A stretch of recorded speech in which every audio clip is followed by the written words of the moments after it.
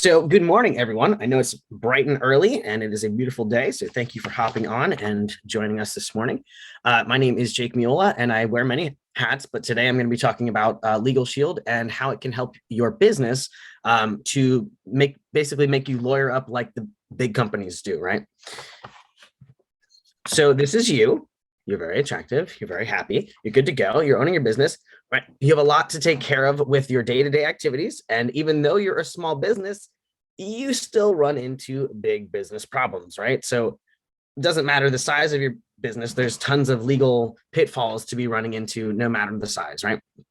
Small businesses tend to play on the defense and only lawyering up when there's already an issue and they need someone to defend them, right? You don't have the big business money to deal with all those big business problems because you're a small business. That's you very sad about your business help. So this is you're playing on the defensive, right? You know, if something comes up like a harassment claim, workman's comp, lawsuit, you're able to reach out to a lawyer, but you're not necessarily prepared to field that when it comes in through to you. So the big businesses like Google, Facebook, Amazon, they all employ lawyers on their staff as permanent fixtures on the team. Now, why would they do this? Are they being sued more often? Are they having disputes with their employees regularly? No, not really. What they are doing, though, is playing on the offensive when it comes to the law and their business, right?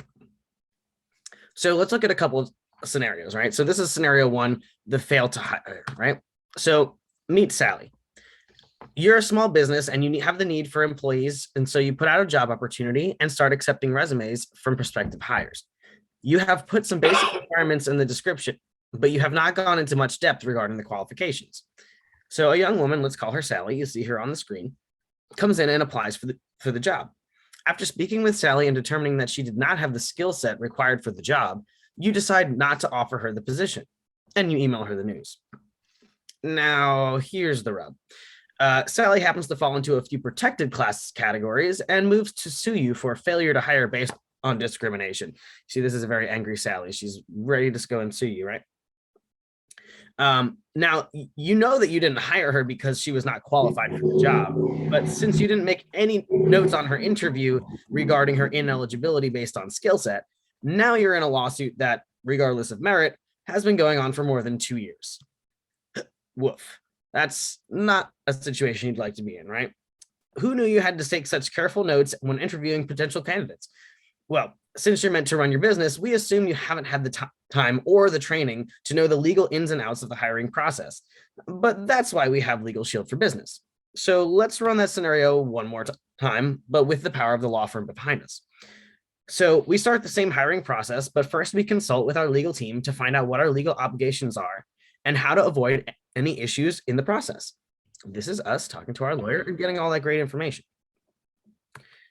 Now, they advise you that you need to have job descriptions for every positions in the company, and on each application for new hires, you must take lots of notes during the interview about the potential hire, including any reasons you decided not to hire them.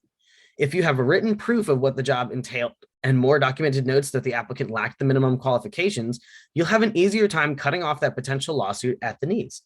So now, when Sally moves to sue based on discrimination, you'll have the legal documentation you need to show that the reason was, in fact, that she was not hired based on merit alone and not based on discrimination. Whew, that was a close one. We basically threw the book at her, right? So what if you're in a business that does not have employees? Obviously, you wouldn't have to worry about things like that, right? What could you possibly need a team of lawyers for? Well, I'm about to tell you all about it. So picture this. You're a small business owner and you own a printing company and you've got a huge deadline coming up soon. Your printer has been having some issues, so you call out for a service request from one of your vendor lists. You haven't yet used this service, though, but they are only ones available and you need it fixed in a hurry. The service technician comes out to the shop and attempts to fix the issue in the printer, but all of a sudden you hear a terrible grinding noise coming from the machine. Uh-oh. Not a good sound. You tell him to turn it off, but it's too late. This technician has accidentally placed his tools in the mechanics of the printer and now has completely destroyed it. Now, what should have been a small or easy fix has now turned into a problem costing thousands. You are very, very upset, right? You try to contact the headquarters of the servicing company and there is no contact information. All attempts to communicate with the company are rejected, bounced, or altogether ignored. You are so frustrated. It shouldn't be your problem to fix this when their technician was the one to break it. You continue to make your attempts, but to no avail. Now, to add insult to injury, you're considering hiring a lawyer to go after the company, but you can't see being able to pay the exorbitant rate of 300 plus an hour to try and sue them. You cut your losses and instead focus on fixing the printer, which is going to cost you a fortune. This is you trying to contact them right there. And they ghosted on you. Very sad. Man, I definitely would not want to be that guy. But wait, what would happen if you had Legal Shield in your corner? Okay, so we have the same scenario, but this time we don't try to reach out to the company ourselves. We reach out to our Legal Shield team and explain the situation. The lawyers know that it's the responsibility of the servicer or their insurance to repair the damages. They explain what their process will be and send a letter to the service company on your behalf. When the service company realizes that you now have representation, they are suddenly in a hurry to get back to you and find a solution to the problem. They reach out to their insurance company and have them send an adjuster to assess the damages. Woo! Hooray! Thanks, Legal Shield.